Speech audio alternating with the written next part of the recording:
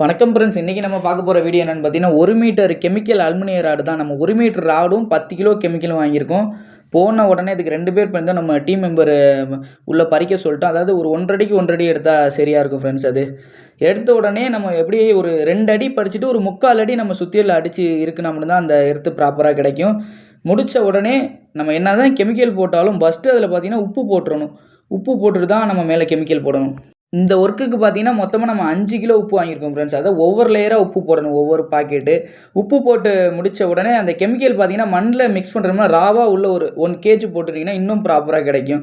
உள்ளே சுற்றி அந்த ஏரியாவை சுற்றி போட்டுட்டு அதுக்கப்புறமா நம்மளுக்கு என்ன ரேஷியோவில் தேவையோ அதுக்கேற்ற மாதிரி கொஞ்சம் கொஞ்சமாக நம்ம மண்ணில் இந்த கெமிக்கல் கொட்டி நல்லா மிக்ஸ் பண்ணிக்கணும். எப்படி நம்ம சிமெண்ட்டு மிக்ஸ் பண்ணுவோம், சிமெண்ட்டும் மணலும் அந்த மாதிரி மிக்ஸ் பண்ணிட்டு அந்த மணல்லையும் பார்த்தீங்கன்னா ஒரு 1 கேஜி உப்பு கொட்டிட்டு மிக்ஸ் பண்ணிக்கிட்டிங்கன்னா ஒரு 1 இயருக்கு தண்ணி கூட அதுக்கு ஊற்ற தேவையில்ல, மெயின்டெனன்ஸே தேவையில்ல, ப்ராப்பராக அதில் எர்த்து கிடைக்கும் ஃப்ரெண்ட்ஸ்.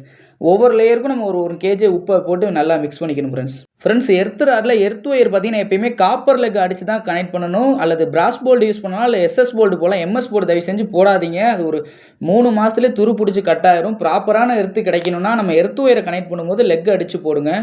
முடிச்சுட்டு நான் உங்களுக்கு டெஸ்ட்லாம் போச்சு காட்டியிருப்பேன். எர்த்து எப்பயுமே உடனே மற்ற கெமிக்கல் எடுத்த பொறுத்தவரை லேட்டாக தான் அதுக்கு எஃபெக்ட் கிடைக்கும். ஆனால் நம்ம எர்த்து பாருங்கள் எவ்வளோ ப்ராப்பராக இருக்குன்னு.